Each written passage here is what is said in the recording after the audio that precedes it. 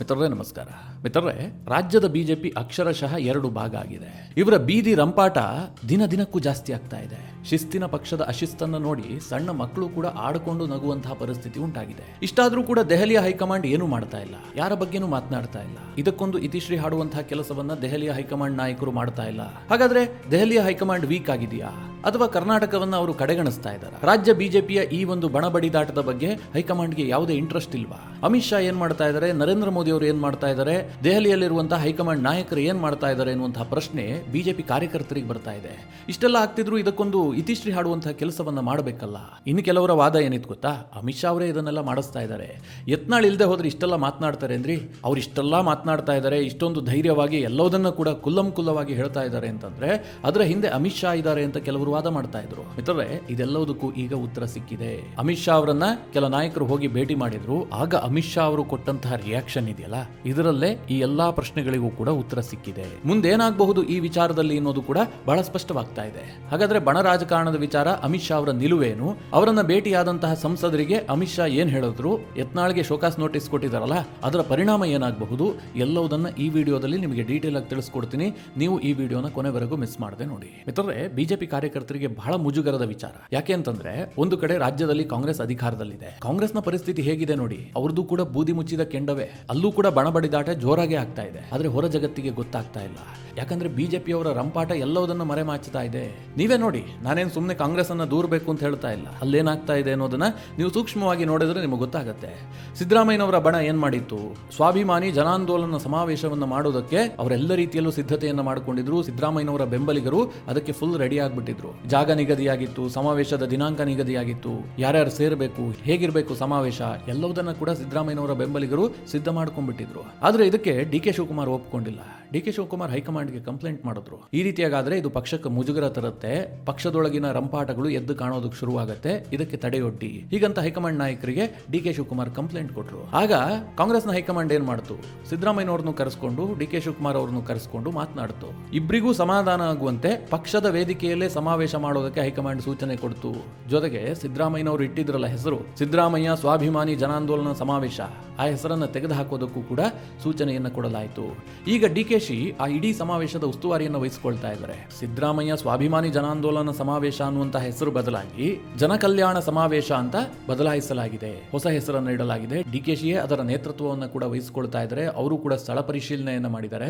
ಅಂದ್ರೆ ಕಂಪ್ಲೀಟ್ ಕಂಟ್ರೋಲ್ಗೆ ತೆಗೆದುಕೊಂಡಿದ್ದಾರೆ. ಇದು ಸಿದ್ದರಾಮಯ್ಯ ಬಣದ ನಾಯಕರಿಗೆ ಸ್ವಲ್ಪ ಇರಿಸು ಮುರಿಸಿಗೆ ಕಾರಣ ಆಗಿದೆ. ಅವ್ರಿಗೆ ಬೇಸರ ಆಗ್ತಾ ಇದೆ, ನಾವು ಮಾಡಬೇಕು ಅಂತಿದ್ದನ್ನ ಡಿ ಕೆ ಶಿವಕುಮಾರ್ ಮಾಡಿಬಿಟ್ರು ಅಂತ. ಆಗ ನೋಡಕ್ ಹೋದ್ರೆ ಕಾಂಗ್ರೆಸ್ನಲ್ಲೂ ಕೂಡ ಈ ಬಣಗಳ ಜಗಳ ಇದ್ದೇ ಇದೆ. ಈ ಹಿಂದೆ ಸಿದ್ದರಾಮಯ್ಯನವರು ಮುಖ್ಯಮಂತ್ರಿ ಆಗಿದ್ರಲ್ಲ 2013ರಿಂದ 2018ರವರೆಗೆ, ಆಗ ಇದ್ದಂತಹ ಸರ್ಕಾರಕ್ಕೂ ಈಗಿರುವಂತಹ ಪರಿಸ್ಥಿತಿಗೂ ಸಾಕಷ್ಟು ವ್ಯತ್ಯಾಸ ಇದೆ. ಈಗ ಡಿ ಕೆ ಶಿವಕುಮಾರ್ ತುಂಬಾ ಪ್ರಭಾವಿ ನಾಯಕರಾಗಿದ್ದಾರೆ. ಮುಂದಿನ ಮುಖ್ಯಮಂತ್ರಿ ಆಗಬೇಕು ಅಂತ ಅವರು ಕೂಡ ಪ್ರಯತ್ನ ಮಾಡ್ತಾ ಇದ್ದಾರೆ. ಸಿದ್ದರಾಮಯ್ಯನವರನ್ನ ಏನಾದ್ರೂ ಮಾಡಿ ಕೆಳಗಿಳಿಸಬೇಕು ಅನ್ನುವಂತ ಹಾವಣಿಕೆಯಲ್ಲಿ ಡಿ ಕೆ ಶಿವಕುಮಾರ್ ಕೂಡ ಇದ್ದಾರೆ. ಹೀಗಾಗಿ ಕಾಂಗ್ರೆಸ್ನಲ್ಲೂ ಕೂಡ ಈ ಬಣ ಜಗಳ ಬೂದಿ ಮುಚ್ಚಿದ ಕೆಂಡದಂತಿದೆ, ಹೊರಗೆ ಬರ್ತಾ ಇಲ್ಲ. ಯಾಕೆ ಹೊರಗೆ ಬರ್ತಾ ಇಲ್ಲ ಕೇಳಿದ್ರೆ, ಇದನ್ನ ಹೊರಗೆಳಿಬೇಕಾಗಿದ್ದು, ಇದರ ಬಗ್ಗೆ ನಿತ್ಯ ಮಾತನಾಡಬೇಕಾಗಿದ್ದು ಬಿಜೆಪಿ ನಾಯಕರು. ಆದ್ರೆ ಈ ಬಗ್ಗೆ ಮಾತನಾಡೋದಕ್ಕೆ ಬಿಜೆಪಿ ನಾಯಕರಿಗೆ ಯಾವ ನೈತಿಕತೆ ಉಳಿದಿದೆ? ಅವರೇ ಬೀದಿ ರಂಪಾಟ ಮಾಡ್ಕೊಳ್ತಾ ಇದ್ದಾರೆ, ಪರಸ್ಪರ ಆರೋಪ ಮಾಡ್ಕೊಳ್ತಾ ಇದ್ದಾರೆ, ಒಬ್ಬರ ಮೇಲೆ ಒಬ್ರು ಭ್ರಷ್ಟಾಚಾರದ ಆರೋಪವನ್ನು ಹೊರಿಸ್ತಾ ಇದ್ದಾರೆ. ಒಬ್ರು ಒಂದಿನ ವಿಡಿಯೋ ರಿಲೀಸ್ ಮಾಡ್ತೀನಿ ಅಂತಾರೆ, ಇನ್ನೊಬ್ರು ಒಂದಿನ ಹೊಂದಾಣಿಕೆ ಅಂತಾರೆ, ಗಬ್ಬೆದ್ದು ನಾರ್ತಾ ಇದೆ. ಇದಿಷ್ಟೇ ಅಲ್ಲ ಮಿತ್ರರೇ, ಸದ್ಯ ಬಿಜೆಪಿಯ ಸ್ಥಿತಿ ಯಾವ ಹಂತಕ್ಕೆ ಹೋಗಿದೆ ಅಂತಂದ್ರೆ, ಬಿಜೆಪಿ ಒಂದು ಪಕ್ಷವಾಗಿ ಉಳಿಯೋದಿಲ್ಲ ಅನ್ನುವಂತ ಹಂತಕ್ಕೆ ಹೋಗ್ಬಿಟ್ಟಿದೆ. ಈಗೇನು ಎರಡು ಬಣಗಳಾಗಿದ್ದಾವೆ, ಇದು ಎರಡು ಪಕ್ಷಗಳಾದ್ರೂ ಕೂಡ ಆಶ್ಚರ್ಯ ಇಲ್ಲ. ಪಕ್ಷವೇ ಒಡೆದು ಹೋಗುವಂತಹ ಸನ್ನಿವೇಶಕ್ಕೆ ರಾಜ್ಯ ಬಿಜೆಪಿ ಬಂದು ನಿಂತಿದೆ. ಈಗಾಗಲೇ ವಿಜಯೇಂದ್ರ ಟೀಮ್ನವರು ಯತ್ನಾಳ್ ಟೀಮ್ ವಿರುದ್ಧ ಆರೋಪ ಹೊರಿಸ್ತಾ ಇದ್ದಾರೆ. ಜೊತೆಗೆ ನಾವೊಂದು ಸಮಾವೇಶ ಮಾಡ್ತೀವಿ ಅಂತ ಅವ್ರು ಹೇಳ್ತಾ ಇದ್ದಾರೆ. ಶಕ್ತಿ ಪ್ರದರ್ಶನಕ್ಕೆ ಅವ್ರು ಮುಂದಾಗ್ತಾ ಇದ್ದಾರೆ. ಇನ್ನೊಂದು ಕಡೆ ಯತ್ನಾಳ್ ಕೂಡ ಅದಕ್ಕೆ ಪ್ರತಿಯಾಗಿ ನಾವು ನಮ್ಮ ಟೀಮ್ನ ಒಂದು ಶಕ್ತಿ ಪ್ರದರ್ಶನ ಮಾಡ್ತೀವಿ, ನಾವು ಸಮಾವೇಶ ಮಾಡ್ತೀವಿ ಅಂತ ಅವರು ಕೂಡ ಹೊರಟಿದ್ದಾರೆ. ಇಷ್ಟೆಲ್ಲ ಆಗ್ತಾ ಇದೆಯಲ್ಲ, ಇಡೀ ಬಿಜೆಪಿ ಕಾರ್ಯಕರ್ತರಿಗೆ ಒಂದು ಪ್ರಶ್ನೆ ಕಾಡ್ತಾ ಇತ್ತು, ಯಾಕೆ ಹೈಕಮಾಂಡ್ ನಾಯಕರು ಮಧ್ಯಪ್ರವೇಶ ಮಾಡ್ತಾ ಇಲ್ಲ? ಕರೆದು ಮಾತನಾಡಿಸೋದಾಗಿರಬಹುದು ಅಥವಾ ಶಿಸ್ತು ಕ್ರಮವನ್ನು ಕೈಗೊಳ್ಳೋದಾಗಿರಬಹುದು, ಇದು ಯಾವುದು ಆಗ್ತಾ ಇಲ್ವಲ್ಲ, ಯಾಕೋಸ್ಕರವಾಗಿ? ಹೀಗಾಗಿ ಕೆಲವರು ಏನ್ ಹೇಳ್ತಾ ಇದ್ರು, ಇದೆಲ್ಲದರ ಹಿಂದೆ ಅಮಿತ್ ಶಾ ಇದ್ದಾರೆ ಅಥವಾ ಕೇಂದ್ರದ ಯಾವ್ದಾದ್ರು ಒಬ್ಬ ಪ್ರಭಾವಿ ನಾಯಕರಿದ್ದಾರೆ. ಇಲ್ಲದೆ ಹೋದ್ರೆ ಯತ್ನಾಳ್ ಅಷ್ಟೆಲ್ಲ ಮಾಡೋದಕ್ಕೆ ಸಾಧ್ಯನೇನ್ರಿ? ಪ್ರತಿನಿತ್ಯ ರಾಜ್ಯಾಧ್ಯಕ್ಷರ ವಿರುದ್ಧ ಮಾತನಾಡ್ತಾರೆ, ಮಾಜಿ ಮುಖ್ಯಮಂತ್ರಿ ಯಡಿಯೂರಪ್ಪನವರ ವಿರುದ್ಧ ಮಾತನಾಡ್ತಾರೆ, ಸದಾನಂದ ಗೌಡರು ಅದನ್ನ ವಿರೋಧಿಸಿದ್ರೆ ಸದಾನಂದ ಗೌಡರ ವಿರುದ್ಧವೂ ಕೂಡ ಯತ್ನಾಳ್ ಮಾತನಾಡ್ತಾರೆ. ಇಷ್ಟೆಲ್ಲ ಧೈರ್ಯ, ತಾಕತ್ತು, ದಮ್ಮು ಬರ್ತಾ ಇದೆ ಅಂತಂದ್ರೆ ಕೇಂದ್ರದಿಂದ ಯಾರಾದ್ರೂ ಒಬ್ಬರ ಬೆಂಬಲ ಇದ್ದೇ ಇರಬೇಕು ಅಂತ ಅನೇಕರು ಅಂದುಕೊಂಡಿದ್ರು. ಮಿತ್ರರೇ, ಇದಕ್ಕೆಲ್ಲ ಉತ್ತರ ಸಿಕ್ಕಿದ್ದು ಯಾವತ್ತು ಗೊತ್ತಾ? ಗುರುವಾರದ ಒಂದು ಸಭೆ. ಸದ್ಯ ಸಂಸತ್ ಅಧಿವೇಶನ ನಡೀತಾ ಇದೆ. ಹೀಗಾಗಿ ರಾಜ್ಯದ ಎಲ್ಲಾ ಸಂಸದರು ಕೂಡ ದೆಹಲಿಯಲ್ಲಿದ್ದಾರೆ. ಇಷ್ಟು ದಿನ ಸಂಸತ್ ಅಧಿವೇಶನ ಸರಿಯಾಗಿ ನಡೀತಾ ಇರಲಿಲ್ಲ. ಕಾಂಗ್ರೆಸ್ನವರು ಅವರು ಗದ್ದಲ ಎಬ್ಬಿಸ್ತಾ ಇದ್ರು. ಹೀಗಾಗಿ ಸಂಸತ್ ಅಧಿವೇಶನವನ್ನು ಮುಂದೂಡಲಾಗ್ತಾ ಇತ್ತು. ಗುರುವಾರವೂ ಕೂಡ ಸಂಸತ್ ಅಧಿವೇಶನವನ್ನು ಕೆಲ ಕಾಲ ಮುಂದೂಡಲಾಗಿತ್ತು. ಆ ಸಂದರ್ಭದಲ್ಲಿ ಬಿಜೆಪಿಯ ಸಂಸದರು ದೆಹಲಿಯ ಪ್ರಹ್ಲಾದ್ ಜೋಶಿ ಅವರ ನಿವಾಸದಲ್ಲಿ ಒಂದು ಸಭೆ ಸೇರ್ತಾರೆ. ಯಾಕೋಸ್ಕರವಾಗಿ ಕೇಳಿದ್ರೆ ರಾಜ್ಯದ ಬಿಜೆಪಿಯ ಸದ್ಯದ ಪರಿಸ್ಥಿತಿಯ ಬಗ್ಗೆ ಚರ್ಚೆ ಮಾಡೋದಕ್ಕೆ. ಮುಂದೆ ಏನು ಮಾಡಬೇಕು, ಇದೇ ರೀತಿಯಾಗಾದ್ರೆ ಬಿಜೆಪಿಯ ಪರಿಸ್ಥಿತಿ ಅಧೋಗತಿಗೆ ಹೋಗುತ್ತೆ, ಇದಕ್ಕೇನಾದರೂ ಮಾಡಿ ಬ್ರೇಕ್ ಹಾಕಬೇಕು, ಹೈಕಮಾಂಡ್ ನಾಯಕರ ಗಮನಕ್ಕೆ ತರಬೇಕು ಅಂತೇಳಿ ರಾಜ್ಯದ ಸಂಸದರು ಪ್ರಹ್ಲಾದ್ ಜೋಶಿ ಅವರ ನಿವಾಸದಲ್ಲಿ ಒಂದು ಸಭೆ ಸೇರ್ತಾರೆ. ಒಂದು 10 ನಿಮಿಷ ಸಭೆ ಮಾಡ್ತಾರೆ. ಅದಾಗ್ತಿದ್ದ ಹಾಗೆ ಪ್ರಹ್ಲಾದ್ ಜೋಶಿ ಹೇಳ್ತಾರೆ, ನಾನು ಅಮಿತ್ ಶಾ ಅವರ ಟೈಮ್ ತೆಗೆದುಕೊಳ್ತೀನಿ, ಅವರ ಜೊತೆಗೆ ಹೋಗಿ ಚರ್ಚೆ ಮಾಡೋಣ, ಇದಕ್ಕೊಂದು ಇತಿಶ್ರೀ ಹಾಡ್ಬಿಡೋಣ. ಇದು ಹೀಗೆ ಮುಂದುವರೆದ್ರೆ ಬಹಳ ಕಷ್ಟ ಆಗುತ್ತೆ. ನಾವು ಏನು ಮಾತನಾಡಿಕೊಂಡ್ರು ಇದನ್ನು ಸರಿ ಮಾಡೋದಕ್ಕೆ ಸಾಧ್ಯ ಇಲ್ಲ. ನಾವು ಅಮಿತ್ ಶಾ ಅವರ ಗಮನಕ್ಕೆ ತಂದು ಬಿಡೋಣ. ಅಂತಿಮವಾಗಿ ಪ್ರಹ್ಲಾದ್ ಜೋಶಿ ಅವರು ಅಮಿತ್ ಶಾ ಅವರ ಟೈಮ್ ಕೇಳ್ತಾರೆ. ಅಮಿತ್ ಶಾ ಕೂಡ ತುರ್ತಾಗಿ ಟೈಮ್ ಅನ್ನು ಕೊಡ್ತಾರೆ. ರಾಜ್ಯದ ಒಟ್ಟು 14 ಜನ ಬಿಜೆಪಿಯ ಸಂಸದರು ಜೊತೆಗೆ ಪ್ರಹ್ಲಾದ್ ಜೋಶಿ ಎಲ್ಲರೂ ಕೂಡ ಹೋಗಿ ಅಮಿತ್ ಶಾ ಅವರನ್ನ ಭೇಟಿಯಾಗ್ತಾರೆ. ಅಮಿತ್ ಶಾ ಅವರ ಬಳಿಯಲ್ಲಿ ರಾಜ್ಯದ ಬಿಜೆಪಿಯ ವಿಚಾರವನ್ನು ಪ್ರಸ್ತಾಪ ಮಾಡ್ತಾರಂತೆ. ಮಿತ್ರರೇ, ಆ ಸಭೆಯಲ್ಲೇ ಭಾಗಿಯಾದಂತಹ ಕೆಲವು ಸಂಸದರು ಮಾಹಿತಿ ನೀಡುವ ಪ್ರಕಾರ ಅಮಿತ್ ಶಾ ಅವರಿಗೆ ರಾಜ್ಯದ ಬಿಜೆಪಿಯ ಯತ್ನಾಳ್ ಟೀಮ್ ಬಗ್ಗೆ ಮಾತನಾಡೋದಕ್ಕೆ ಯಾವುದೇ ಆಸಕ್ತಿ ಇರಲಿಲ್ವಂತೆ. ಅವರ ಮುಖದ ಹಾವಭಾವವನ್ನು ನೋಡಿದ್ರೆ ಏನೂ ವ್ಯತ್ಯಾಸವೇ ಆಗಲಿಲ್ವಂತೆ. ಸಾಮಾನ್ಯವಾಗಿ ಇಂತಹ ವಿಚಾರಗಳನ್ನು ಮಾತನಾಡಿದಂತಹ ಸಂದರ್ಭದಲ್ಲಿ ಅವರಿಗೆ ಆ ವಿಷಯದ ಬಗ್ಗೆ ಸ್ವಲ್ಪ ಆಸಕ್ತಿ ಇರೋದು ಅವರ ಮುಖಭಾವದಲ್ಲೇ ಗೊತ್ತಾಗುತ್ತಲ್ಲ. ಇಲ್ಲಪ್ಪ ಯತ್ನಾಳ್ ವಿರುದ್ಧ ಕ್ರಮ ಕೈಗೊಳ್ಳಬಾರದು ಅಂತಾಗ್ಲಿ, ಅಥವಾ ಯತ್ನಾಳ್ ವಿರುದ್ಧ ಸಿಟ್ಟುಗೊಳ್ಳೋದಾಗ್ಲಿ, ಏನಾದರೂ ಅವರ ಮುಖದಲ್ಲಿ ಒಂದು ಭಾವನೆ ವ್ಯತ್ಯಾಸ ಆಗಬೇಕಲ್ಲ. ಆದರೆ ಅಮಿತ್ ಶಾ ಅವರು ಯಾವುದೇ ರೀತಿಯಲ್ಲೂ ಕೂಡ ಆಸಕ್ತಿಯನ್ನು ತೋರಿಸಲಿಲ್ವಂತೆ. ಯತ್ನಾಳ್ ಬಗ್ಗೆ ಒಂದು ಸಣ್ಣ ಕನ್ಸರ್ನ್ ಕೂಡ ಅವರಲ್ಲಿ ಇಲ್ಲ ಅನ್ನುವಂಥದ್ದು ಅದರಿಂದ ಗೊತ್ತಾಯ್ತಂತೆ. ಅದಕ್ಕೆ ಮುಂದುವರೆದು ರಾಜ್ಯದ ಸಂಸದರು ಕೇಳ್ತಾರಂತೆ, ಇದೇ ರೀತಿಯಾಗಿ ಮುಂದುವರೆದರೆ ಬಿಜೆಪಿಗೆ ದೊಡ್ಡ ಡ್ಯಾಮೇಜ್ ಆಗುತ್ತೆ ಅಂತ. ಆಗ ಅಮಿತ್ ಶಾ ಹೇಳೋದ್ರಂತೆ, ಇನ್ನೇನಾದ್ರೂ ಡ್ಯಾಮೇಜ್ ಆಗೋದು ಉಳಿದಿದೆಯಾ ಹೀಗಂತ ಪ್ರಶ್ನೆ ಕೇಳೋದ್ರಂತೆ. ಅಂದ್ರೆ ಯಾವ ಮಟ್ಟಿಗೆ ಅವರಿಗೆ ಸಿಟ್ಟು ಬಂದಿರಬಹುದು ಯೋಚನೆ ಮಾಡಿ. ಏನ್ ಮಾಡ್ತಿರೋ ಮಾಡಿಕೊಳ್ಳಿ ಅಂತ ಬಿಟ್ಟಂತೆ ಅನಿಸ್ತಾ ಇದೆ, ಅವರ ಮಾತೆ ಅದನ್ನು ಸೂಚಿಸ್ತಾ ಇದೆ. ಅದಕ್ಕೆ ಮುಂದುವರೆದು ರಾಜ್ಯದ ಸಂಸದರು ಡಿಮ್ಯಾಂಡ್ ಮಾಡ್ತಾರಂತೆ, ನೀವು ಮಧ್ಯಪ್ರವೇಶ ಮಾಡಿ ಯತ್ನಾಳ್ ಅವರನ್ನ ಕರೆದು ಮಾತನಾಡಿಸಿ, ಇದಕ್ಕೊಂದು ಇತಿಶ್ರೀ ಹಾಡ್ಬಿಡಿ, ಮುಂದೆಲ್ಲ ನಾವು ಒಟ್ಟಾಗಿ ಹೋಗ್ತೀವಿ, ಪಕ್ಷ ಸಂಘಟನೆ ಮಾಡ್ತೀವಿ ಅಂತ ಇವರೆಲ್ಲ ಒಂದಷ್ಟು ಬಿಲ್ಡಪ್ ಕೊಟ್ರಂತೆ. ಅದಕ್ಕೆ ಅಮಿತ್ ಶಾ ಹೇಳೋದ್ರಂತೆ, ಏನಂತ ಕರೆದು ಮಾತನಾಡಿಸ್ಬೇಕು, ಏನು ಅಂತ ನಾನು ಮಾತನಾಡಿಸ್ಬೇಕು, ನೀವೇ ಹೇಳಿ ಅಂತ ಕೇಳೋದ್ರಂತೆ. ಅಂದ್ರೆ ಅಷ್ಟರ ಮಟ್ಟಿಗೆ ಅಮಿತ್ ಶಾ ಅವರಿಗೆ ಕೋಪ ಇದೆ. ಇದನ್ನೇನು ಮಾತನಾಡೋದೇನು ಉಳಿದಿಲ್ಲ, ನಾನು ಸಮಯ ಬಂದಾಗ ಸರಿಯಾದ ನಿರ್ಧಾರ ತೆಗೆದುಕೊಳ್ತೀನಿ ಅಂತ ಅವರು ಅಂದುಕೊಂಡಂತೆ ಕಾಣ್ತಾ ಇದೆ. ಇಷ್ಟು ದಿನ ಬಹುತೇಕ ಬಿಜೆಪಿ ಕಾರ್ಯಕರ್ತರು ಏನು ಅಂದುಕೊಂಡಿದ್ರು, ಅಮಿತ್ ಶಾ ಅವರ ಬೆಂಬಲ ಯತ್ನಾಳ್ಗಿದೆ, ಅದಕ್ಕೋಸ್ಕರವಾಗಿ ಯತ್ನಾಳ್ ಈ ರೀತಿಯಾಗಿ ಆಡ್ತಾ ಇದ್ದಾರೆ, ಇಲ್ಲದೆ ಹೋದ್ರೆ ಇಷ್ಟೆಲ್ಲ ಹದ್ದು ಮೀರೋದಕ್ಕೆ ಸಾಧ್ಯ ಇದೆಯಾ ಅಂತ ಕೆಲವರು ಭಾವಿಸಿದ್ರು. ಆದ್ರೆ ಈಗ ಗೊತ್ತಾಗ್ತಾ ಇದೆ, ಅಮಿತ್ ಶಾ ಯಾವುದೇ ಕಾರಣಕ್ಕೂ ಕೂಡ ಯತ್ನಾಳ್ ಬೆಂಬಲಕ್ಕೆ ನಿಲ್ಲುವಂತಹ ಸಾಧ್ಯತೆ ಕಡಿಮೆ ಇದೆ ಅಂತ. ಆಗ ಕೆಲ ಬಿಜೆಪಿಯ ಹಿರಿಯ ಸಂಸದರು ಅಮಿತ್ ಶಾ ಅವರಿಗೆ ಮನವರಿಕೆ ಮಾಡಿಕೊಡೋದಕ್ಕೆ ಮುಂದಾದ್ರಂತೆ. ಇಲ್ಲ ಯತ್ನಾಳ್ ವಿರುದ್ಧ ಕಠಿಣ ಕ್ರಮ ಬೇಡ, ಅವ್ರನ್ನ ಕರೆದು ಬಿಟ್ಟು ಅವರಿಗೊಂದು ವಾರ್ನಿಂಗ್ ಮಾಡಿ ಇನ್ನು ಮುಂದೆ ಮಾತನಾಡದಂತೆ ಅವರಿಗೆ ಸೂಚನೆಯನ್ನ ಕೊಡಿ, ಮಾಧ್ಯಮದಿಂದ ಅವರನ್ನು ದೂರ ಇಡುವಂತಹ ಒಂದು ಪ್ರಯತ್ನ ಆಗಬೇಕು, ಹೀಗೆ ಒಂದಿಷ್ಟು ಸಲಹೆಗಳನ್ನು ಅಮಿತ್ ಶಾಗೆ ಕೊಟ್ಟರಂತೆ. ಆಗ ಅಮಿತ್ ಶಾ ಅವರು ಅದರ ಬಗ್ಗೆ ಯಾವುದೇ ರೀತಿಯಲ್ಲೂ ಉತ್ತರ ಕೊಟ್ಟಿಲ್ವಂತೆ. ಸರಿ ಮುಂದೆ ನೋಡೋಣ, ಸದ್ಯ ಅಧಿವೇಶನ ನಡೀತಾ ಇದೆಯಲ್ಲ, ಇದರ ಬಗ್ಗೆ ಸ್ವಲ್ಪ ಗಮನ ಕೊಡೋಣ ಅಂತ ಅಮಿತ್ ಶಾ ಅಲ್ಲಿಂದ ಎದ್ದು ಹೋದ್ರಂತೆ. ರಾಜ್ಯದ ಬಿಜೆಪಿ ಸಂಸದರು ಅಲ್ಲೇನು ಹೋಗಿದ್ರಲ್ಲ, ಏನೋ ಉತ್ತರ ಸಿಗುತ್ತೆ, ಅಮಿತ್ ಶಾ ನಮಗೇನೋ ಸ್ಪಂದಿಸ್ತಾರೆ ಅಂತ. ಆದರೆ ಅಮಿತ್ ಶಾ ಅವರ ಬಾಡಿ ಲ್ಯಾಂಗ್ವೇಜ್ ಇರಬಹುದು, ಅವರು ಆಡದಂತಹ ಮಾತುಗಳಿರಬಹುದು, ಇದರಿಂದ ಒಂದು ಸ್ಪಷ್ಟ ಆಯಿತು, ಯತ್ನಾಳ್ ಅವರನ್ನ ಯಾವ ಕಾರಣಕ್ಕೂ ರಕ್ಷಿಸುವಂತಹ ಕೆಲಸವನ್ನ ಅಮಿತ್ ಶಾ ಮಾಡೋದಿಲ್ಲ. ಅವರಿಗೆ ಬಹಳ ಸಿಟ್ಟಿರೋದು ಗೊತ್ತಾಯಿತು ಅಂತೇಳಿ ಆ ಸಭೆಯಲ್ಲಿ ಭಾಗಿಯಾದಂತಹ ಬಿಜೆಪಿಯ ಸಂಸದರೇ ಹೇಳ್ಕೊಂಡಿದ್ದಾರೆ. ಮಿತ್ರರೇ, ಅಮಿತ್ ಶಾ ಯಾಕೆ ಯತ್ನಾಳ್ ವಿರುದ್ಧ ಅಷ್ಟೊಂದು ಮುನಿಸ್ಕೊಂಡಿದ್ದಾರೆ? ಹೀಗೊಂದು ಪ್ರಶ್ನೆ ಕೇಳಿದ್ರೆ ಅಮಿತ್ ಶಾ ಅವರ ಸ್ವಭಾವವೇ ಹಾಗೆ. ನೀವೇ ನೋಡಿ, ಈಶ್ವರಪ್ಪ ಬಂಡಾಯ ಎದ್ದಿದ್ರು, ಲೋಕಸಭಾ ಚುನಾವಣೆ ವೇಳೆ ಶಿವಮೊಗ್ಗದಲ್ಲಿ ಪಕ್ಷೇತರ ಅಭ್ಯರ್ಥಿಯಾಗಿ ಸ್ಪರ್ಧೆ ಮಾಡೋದಕ್ಕೆ ನಿರ್ಧಾರ ಮಾಡಿದ್ರು, ನಾಮಿನೇಷನ್ ಕೂಡ ಹಾಕಿದ್ರು. ಆ ಸಂದರ್ಭದಲ್ಲಿ ರಾಜ್ಯಕ್ಕೆ ಅಮಿತ್ ಶಾ ಬಂದಿದ್ರು. ಅವರು ಈಶ್ವರಪ್ಪ ಅವ್ರನ್ನ ಸಂಪರ್ಕ ಮಾಡುವಂತಹ ಪ್ರಯತ್ನ ಕೂಡ ಮಾಡಿದ್ರು, ದೂರವಾಣಿ ಮೂಲಕ ಮಾತನಾಡಿದ್ರು. ನಿಮ್ಮಂತ ಹಿರಿಯರೇ ಹೀಗೆ ಮಾಡಿದ್ರೆ ಹೇಗೆ, ಬನ್ನಿ ದೆಹಲಿಗೆ ನಾಳೆ ನಾನು ಮಾತನಾಡ್ತೀನಿ ಅಂತ ಹೇಳಿ ಅಮಿತ್ ಶಾ ದೆಹಲಿಗೆ ಹೋಗ್ಬಿಟ್ರು. ಈಶ್ವರಪ್ಪ ಕೂಡ ದೆಹಲಿಗೆ ಹೋಗಿದ್ರು. ಆದ್ರೆ ಈಶ್ವರಪ್ಪಗೆ ಭೇಟಿಯಾಗೋದು ಕೂಡ ಅಮಿತ್ ಶಾ ಅವಕಾಶ ಕೊಟ್ಟಿಲ್ಲ. ಯಾಕೆ ಗೊತ್ತಾ?